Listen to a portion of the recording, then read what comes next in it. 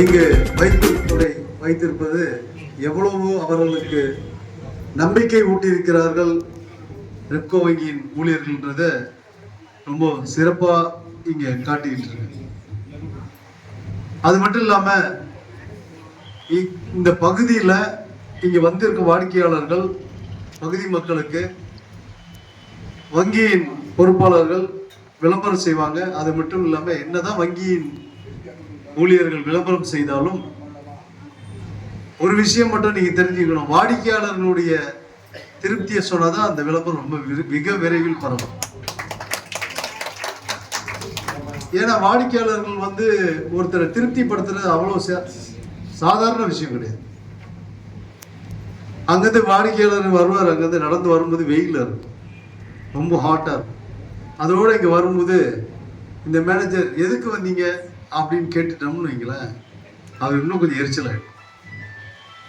அவர் வந்த உடனே உட்கார வச்சு, என்ன தண்ணி குடிக்கிறீங்களா, என்ன வேணும், என்னாச்சு, ரொம்ப வெயிலா இருக்க அப்படிலாம் சொல்லி நிறைய விஷயங்களை உங்களை மனதோட தொடர்பு கொண்ட பிற்பாடு தான் வியாபாரத்தை ஆரம்பிக்கிறாங்க.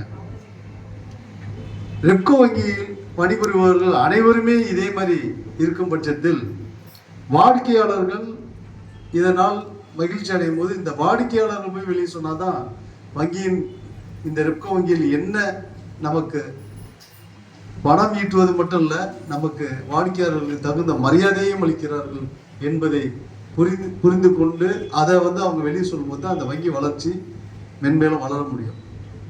சரி, இப்படிலாம் வளர்ந்துட்டு இருக்கும்போது இந்த கிளை இன்னைக்கு குளிர்சாதனத்தோட தொடங்கப்பட்டிருக்கு. ஆனா விரைவில் இந்த கிளை குறைந்தது உங்களுடைய டோட்டல் பிசினஸ் ரொம்ப கம்மி, டோட்டல் பிசினஸ் ரொம்ப கம்மி. இப்படி வாடிக்கையாளர்கள்ல தங்கம் போல வச்சிருக்கீங்க. இந்த மாதிரி வாடிக்கையாளர் வச்சுக்கிட்டு நீங்க இவ்வளவு கம்மியான வியாபாரம் செய்யறதுன்றது ரொம்ப கம்மி. ஆஸ் எ சேர்மேன் எனக்கு இது ஒரு சந்தோஷமான நிகழ்ச்சியா இருந்தாலும் உங்களை இங்க கோடிட்டு காட்டுறேன். ஏன்னா எங்களுக்கு இந்த வருடம் 69 கோடியிலிருந்து 140 கோடி வருவாய் ஈட்டப்பட்ட கஷ்டம் ஒரு கிளையை பொறுத்தல, கிளை மேலாளர், கிளை ஊழியர்கள் தந்து. ஆனா 107 கிளையுடைய ஊழியர்களுடைய நிலையை எந்த அளவுக்கு நாங்க கஷ்டப்பட்டிருப்போன்றதை நீங்க தெரிஞ்சுக்கணும். இது முக்கியமா ரெப்கோவில் பணிபுரிபவர்கள் சொல்றேன். வருங்காலத்துல ஆராய்ச்சல் நீங்களும் இங்க இருக்கீங்க, உங்களுக்கு நிறைய டார்கெட் கொடுத்துருக்கு. அது மாதிரி இனிமேல் வரும். இப்ப புதிய டார்கெட் கொடுத்துருக்கு, டார்கெட் கேட்டிருப்பீங்கன்னு நினைக்கிறேன். ஏதோ எம்டி உங்களுக்கு தங்கமான எம்டி கிடைச்சதுனால கொஞ்சம் அப்படியே நைஸா போயிட்டு இருக்கீங்க.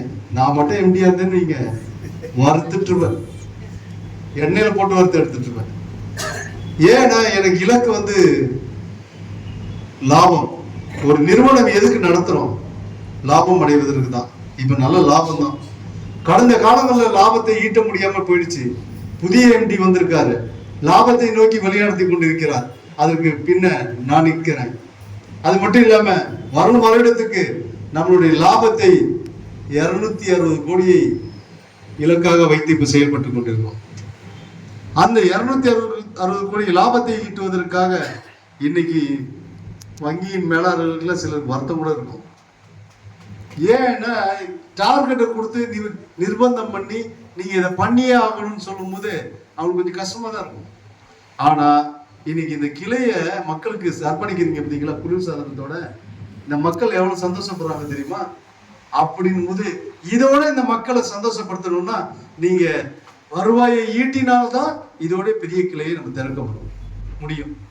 அதற்கு நம்ம வங்கியை சார்ந்த கடைநிலை ஊழியர்கள் வரை உயர் அதிகாரிகள் வரை கடுமையாக பாடுபட்டால் தான் 260 கோடி. அதுக்கு அடுத்த வருடம் எவ்வளவு தெரியுங்களா? கூட இருக்க ஜிஎம்கே தெரியாது. எம்டிக்கு சொல்லிட்டேன், இல்ல பண்ணிடலாம் சார். அதுக்கு அடுத்த வருடம் 400 கோடி.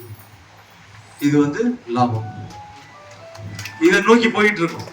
ரெப்கோ வங்கியின் 88வது கிளையை திருநெல்வேலி டவுன் பிரான்ச்சு இப்போது புதிய கிளை இடமாற்றம் செய்யப்பட்டு குளிர் சாதனத்தோட பொதுமக்களுக்காக இந்த கிளையை அர்ப்பணிச்சிருக்கோம். இந்த கிளையை என்னுடன் RHFL தலைவர் தங்கராஜ் அவர்களும், வங்கியின் மேலாண்மை இயக்குனர் OM கோகுல் அவர்களும், மற்றும் பொது மேலாளர் ஜெனரல் மேனேஜர் அட்மின் குமரேசன் அவர்களும், மற்றும் திரளாக தாயம் திரும்பிய மக்களும் வாடிக்கையாளர்கள் கலந்து கொண்டாங்க. இந்த கிளை மென்மேலும் இலக்க 150% இலக்கை தொடுவார்கள் நம்புகிறேன். மென்மேலும் வளர்வதற்காக எங்களுடைய ஒத்துழைப்பு இருக்கும்.